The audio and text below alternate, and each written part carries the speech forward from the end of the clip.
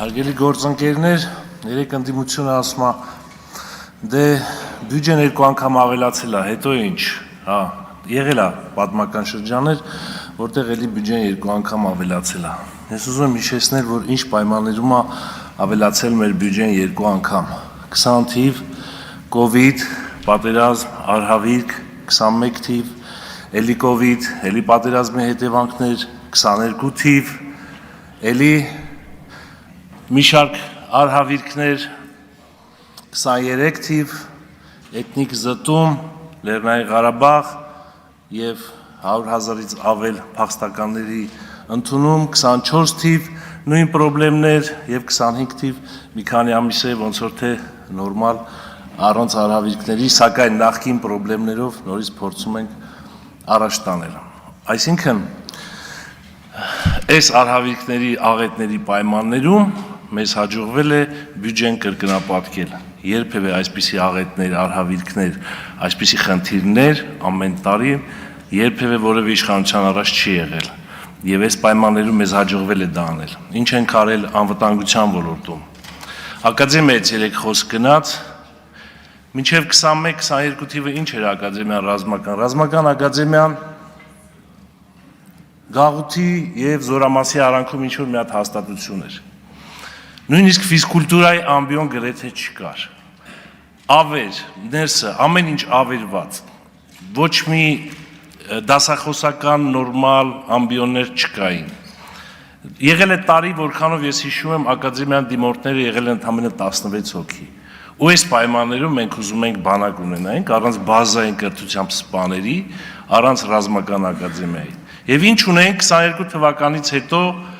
երբ որ շատ լուրջ բարեփոխումներ իրականացվեցին այդ ոլորտում, երբ պետությունը շատ կարևորեց կադրերի, որակյալ կադրերի պատրաստման գործընթացը, մենք ունեցանք այն, որ մի տարի ու կես հետո ակադեմիան ճանաչվեց աշխարհի լավագույն ակադեմիաների 19 ակադեմիաների ցանկում։ Մենք ունեցանք այն, որ ակադեմիան ավարտողներին 3 սենյականոց բնակարան Երևան քաղաքում։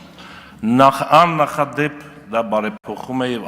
աննախադեպ սոցիալական ապահովությանը ուղղված միջոցառում։ Երբևէ նման բան չի եղել։ Երևի նախկինում, որպեսզի լեյտենանտը ակադեմիա ավարտածը տուն ստանար, ես չգիտեմ, դա կարող է լինել միայն հետմահու, էդ էլ կլիներ, թե չէր լինի։ Հիմա բոլորին 3 սենյականոց տուն ենք տալիս։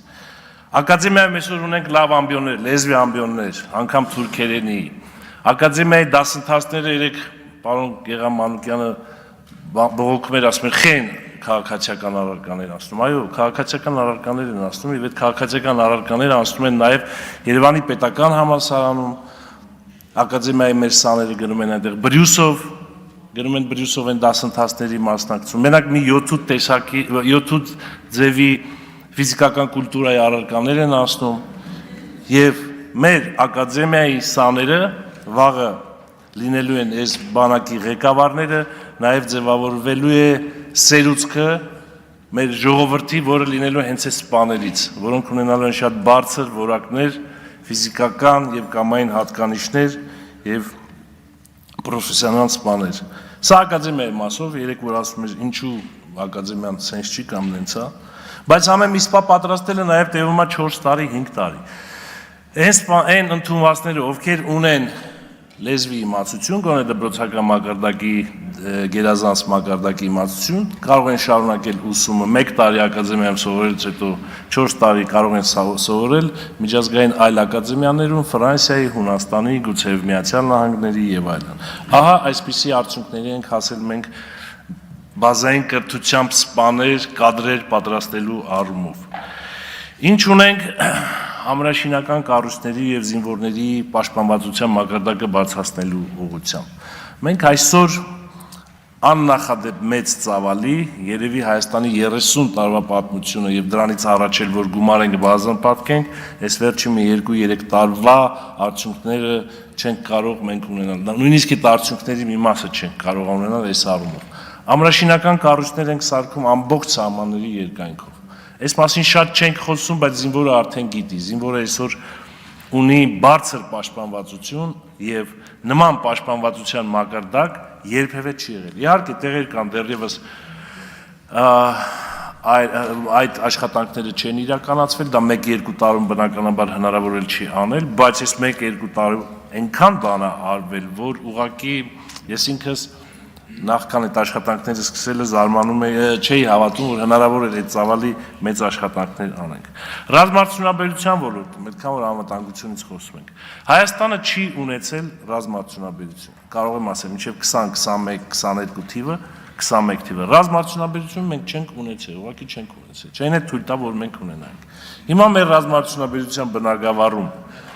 այնպիսի նվաճումներ ունենք, որ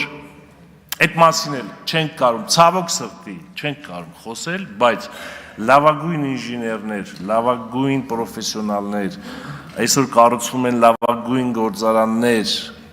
եւ դրա արդյունքները մենք կտեսնենք տարիներ հետո։ Իհարկե դա շատ տեսանելի է լինելու։ Անվտանգության ոլորտում արտաքին հետախուզություն ձևավորել ենք 0-ից արտաքին հետախուզության ծառայությունը, որը շատ կարևոր ծառայություն է եւ